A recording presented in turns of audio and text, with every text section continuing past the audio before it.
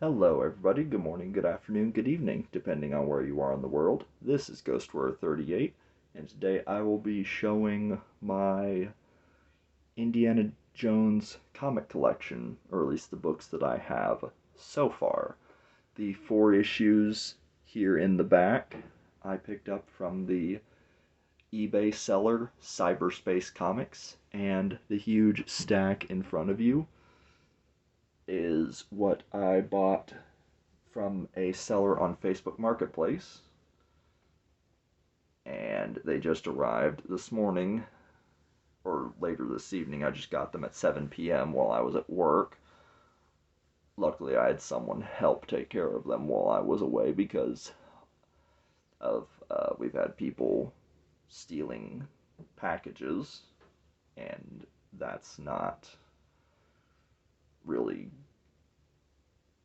pleasant for anyone to have to deal with. So I had someone hold them for me that I trust, and I got them in hand now. So I hope you guys enjoy, and let me know which of the indie series that you guys have read, and we will move on from there and get a discussion going. Looking at the ones here from the back, moving these over just a little bit, starting from the right to the left, I have one of the four-issue miniseries, Indiana Jones and the Arms of Gold. A lot of the covers have reused stills and images from the movies. Sorry. The picture down here is with Indy and Elsa from the Last Crusade when they're in the catacombs. This image here feels like it's a reuse from Temple of Doom. With Indy, it would be looking at the Sankara stones. I don't know what the image in the back here is supposed to represent, or the guy here. I know it's supposed to be elements from the plot taken together to basically give the impression of the story. The hair here for illustration is supposed to be colored different because she's supposed to represent the female love interest in the story, even though they just copied an image from Elsa. And then here on the back, it's another one. Image here is supposed to represent Indy from Temple of Doom, because you see he has the white suit.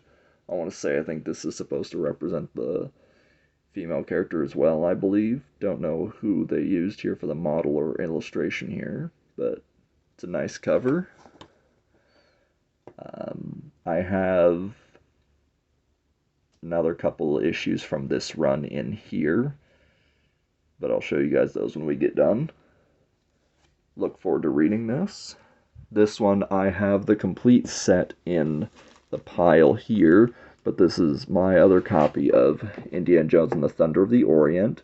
This by Dan Barry, and the artwork by Dave Dorman. Really nice cover, and a good series. This is a prequel to Fate of Atlantis. Sorry about that. This is a prequel series to Fate of Atlantis. This is actually one of the longer mini-series. Hang on a sec, folks. Sorry about that, we're back. Anyway, as I was saying, this is actually one of the longest that the whole Dark Horse Indiana Jones books have ran. This was a 6-issue mini-series, all of which are in the pile, so I have another copy of issue 1 here. I'm really looking forward to reading this one. This is the series that introduced Sophia Hapgood, even though her first appearance, both in the comic and in the universe of Indiana Jones, was the Fate of Atlantis.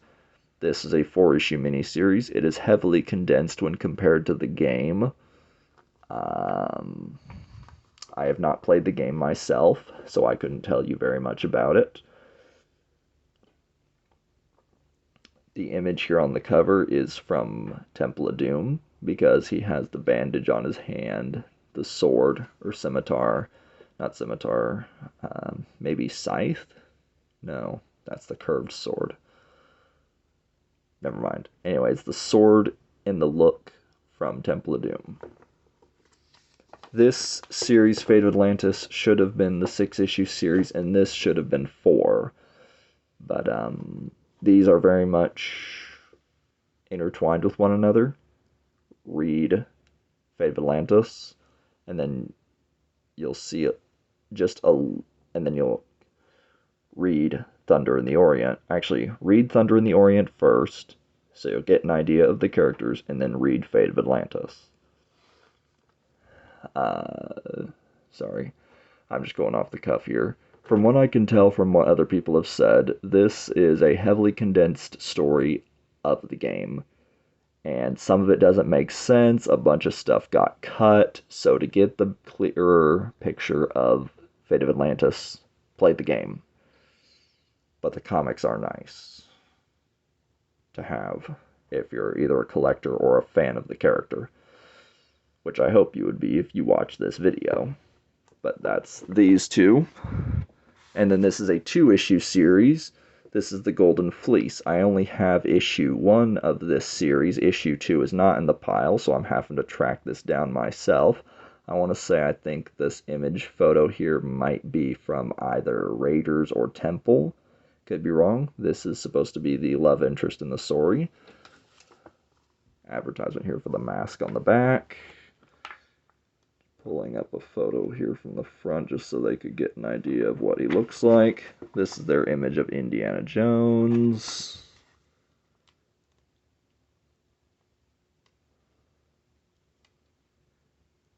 This is told as a later story in Indy's life, and the way the story is written is actually from Indy's journal. So you're reading about a story that happened later in his career. It's short, with it being only 2 issues, but I've heard the consensus of it's not the best story out of the lot. Definitely that would have to be Thunder in the Orient. And then now moving into the pile here, I have another copy of issue 1 of Fate of Atlantis. Here is issue 4 from the Iron Phoenix. The best thing I can say about this series was basically the covers. The story was not that good. And that was, I'm using frame of reference of the IndieCast reviewers. I have not read this series for myself, so I can't comment yet. I just got this in the mail today after all. But the cover images are quite nice. And this one here is issue 4 from Fate of Atlantis. Here's the back cover, Cold War. I've read one of the issues from that, and I've read issue 1.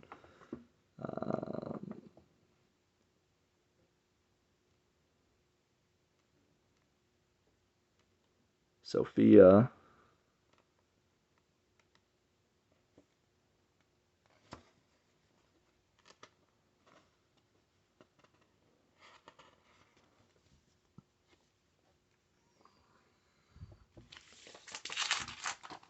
Iron Phoenix, issue 3. Iron Phoenix, issue 2. Part 1 of Sargasso Pirates. Fun fact, the early covers for issues 1, 2, and 3 were done by Alex Ross early in his career, before he became well-known and more recognized.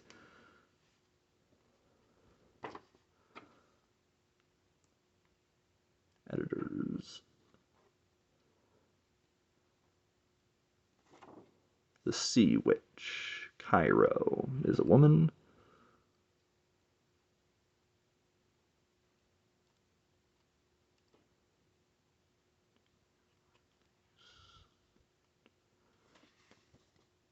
A bunch of the books, I want to say Sargasso, the Iron Phoenix, and some of the others, they get more cleared up as far as where they take place in the timeline of Indiana Jones, if you have the omnibus versions.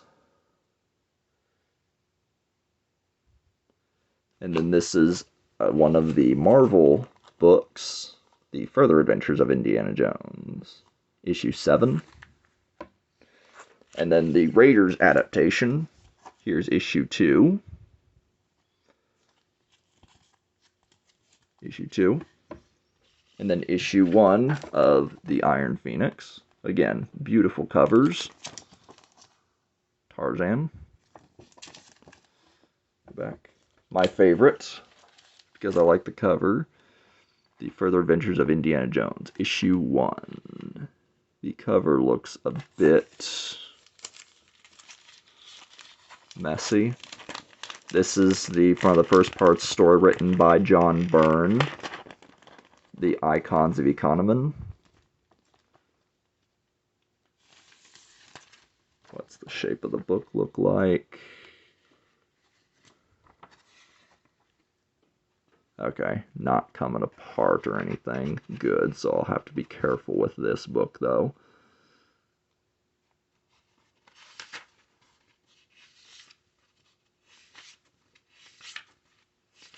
Just have to be careful with these older books.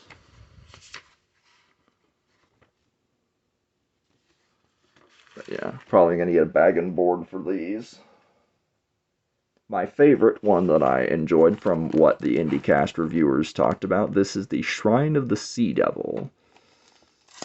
This takes place in 1935, so around the time before the events of Temple of Doom. There's an underwater sequence with some scuba diving.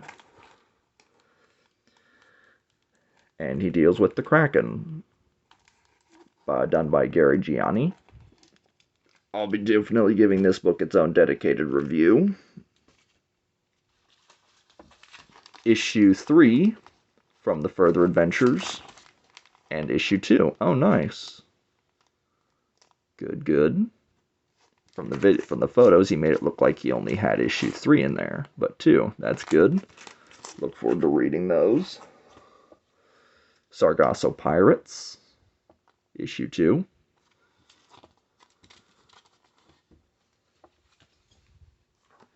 Fate of Atlantis. Thunder in the Orient, issue 4. Thunder in the Orient, issue 6. Thunder in the Orient, issue 5. Thunder in the Orient, issue 2.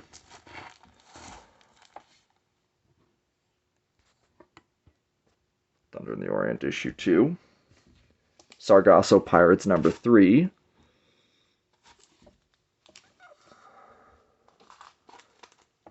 Further Adventures issue 5. Nothing there on the back. Fate of Atlantis issue 2. Includes card. Oh, that's the card there. Erotica Anne and the Aliens. Sophie getting up to her usual mischief. Getting bags and boards for these. I'm going to need to buy some. Thunder in the Orient, issue 3.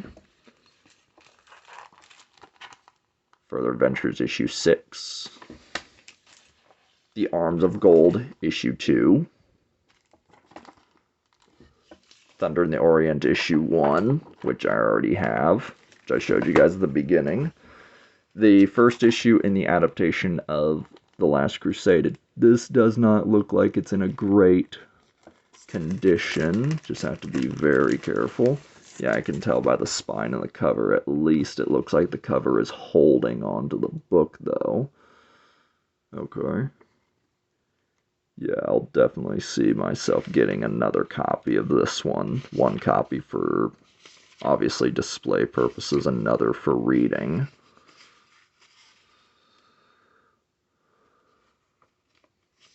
So just have to be very careful moving forward. This is basically the comic story of the movie. Oh crap, that ain't good. Yikes. Yeah. Okay, definitely going to keep that in the bag then. There's a tear right on the back cover. Yeah. Okay. Never mind. Just keep you in the bag. Moving a little bit torn up. Okay, so that one being a little bit torn up. So just stick that right back in its plastic sheet. The Arms of Gold. The Arms of Gold. Okay, so I now have